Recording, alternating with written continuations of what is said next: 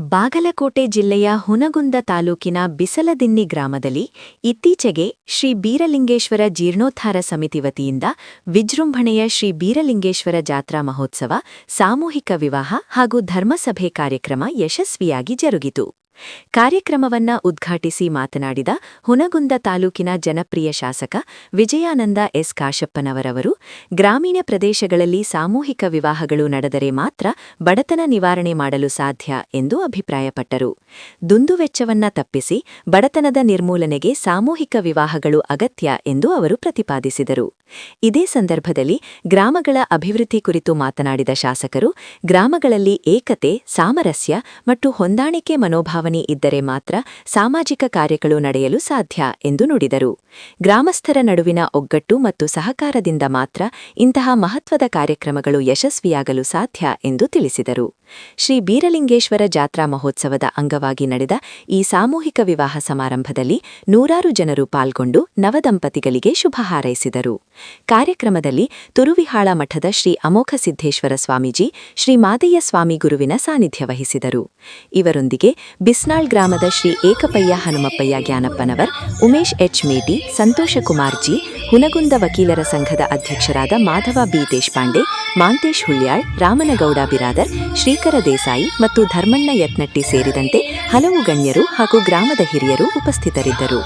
ಕಾರ್ಯಕ್ರಮದ ಯಶಸ್ವಿಗೆ ಶ್ರೀ ಬೀರಲಿಂಗೇಶ್ವರ ಜೀರ್ಣೋದ್ಧಾರ ಸಮಿತಿಯ ಪದಾಧಿಕಾರಿಗಳು ಮತ್ತು ಗ್ರಾಮಸ್ಥರು ಶ್ರಮಿಸಿದರು. ಅದು ಬಿಸಂದಿನಿ ಗ್ರಾಮದಲ್ಲಿ ಮಾತ್ರ ಈ ದಾಸೋಹ ಮಂಟಪ ಇದೆ ಅಂತೆ. ಅದಕ್ಕಾಗಿ ಊರಿನಲ್ಲಿ ಈಗ ಆಲ್ರೆಡಿ ಮಾತಾಡಿದರು, ಹಿರಿಯರು ಮಾತಾಡಿದರು, ಶಾಸಕರು ಮಾತಾಡಿದರು. ಸಾಕಷ್ಟು ಸಮಸ್ಯೆಗಳಿರುತ್ತವೆ. ಆ ಸಮಸ್ಯೆಗಳನ್ನೆಲ್ಲವನ್ನ ತೊಡಗಿಸಿ ಏಕತೆಯನ್ನ, ಸಾಮರಸ್ಯವನ್ನ ಯಾವಾಗ ಯಾವ ಗ್ರಾಮ ಹೊಂದುತ್ತದೋ ಅದು ಯಶಸ್ವಿ ಆಗಲಿಕ್ಕೆ ಸಾಧ್ಯ ಆಗ್ತದೆ. ಅದು ದೇವರ ವಿಚಾರ, ಧಾರ್ಮಿಕ ವಿಚಾರವೇ ಆಗಿರ್ಬೋದು, ಆಧ್ಯಾತ್ಮಿಕವಾಗಿ ಆಗಿರ್ಬೋದು, ರಾಜಕೀಯವಾಗಿ ಆಗಿರ್ಬೋದು, ಆರ್ಥಿಕವಾಗಿ ಆಗಿರ್ಬೋದು, ಶೈಕ್ಷಣಿಕವಾಗಿ ಆಗಿರ್ಬೋದು. ಎಲ್ಲಿ ಸಾಮರಸ್ಯ ಇದೆಯೋ, ಎಲ್ಲಿ ಅರಿವಿದೆಯೋ ಅಲ್ಲಿ ಅಭಿವೃದ್ಧಿ ಸಾಧ್ಯ ಆಗ್ತದೆ. ಆ ಒಂದು ನಿಟ್ಟಿನಲ್ಲಿ ಇವತ್ತು ಸಮಾಜದಲ್ಲಿ ಅನೇಕರು ಏನಿವತ್ತು ವಿವಾಹವನ್ನ ಆಗುವಂತ ಸಂದರ್ಭ ಇರೋದಿಲ್ಲ.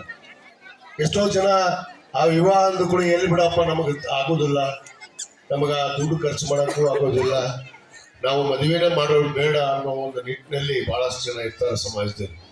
ಅಂತ ಜನನ್ನ ಗುರುತಿಸಿ ಆ ಜನಾಂಗಕ್ಕೆ ಇವತ್ತು ವಿವಾಹವನ್ನ ಮಾಡೋದ್ರ ಮುಖಾಂತರ ಸಂಪೂರ್ಣ ಒಂದು ವೆಚ್ಚವನ್ನ ಈ ಒಂದು ಪರಿಸ್ಥಿತಿಯಲ್ಲಿ ಕೂಡ ತಾವು ಊರಿನವರೆಲ್ಲರೂ ಸೇರ್ಕೊಂಡು ಇವತ್ತು ಆ ಕಲ್ಯಾಣ ಕೆಲಸವನ್ನ ಇವತ್ತು ನಿಜವಾಗ್ಲೂ ಮಾಡಿದಿರಲ್ಲ. ನಿಜವಾಗ್ಲೂ ಆ ಬೀರಲಿಂಗೇಶ್ವರನಿಗೆ ಇವತ್ತು ಬಹಳ ಇಷ್ಟವಾದಂತ ದಿನ ಅನ್ನೋ ಮಾತನ್ನು ಕೂಡ ನಾನು ಹೇಳಕ್ಕೆ ಇಚ್ಛಪಡ್ತೇನೆ. ಯಾಕಂದ್ರೆ ಬೀರಲಿಂಗೇಶ್ವರು ಇವತ್ತು ಒಂದು ಇತಿಹಾಸ ಉಳ್ಳುವಂತ ಪೂಜ್ಯರು, ನಮಗೆಲ್ಲ ಆರಾಧ್ಯ ದೇವರು.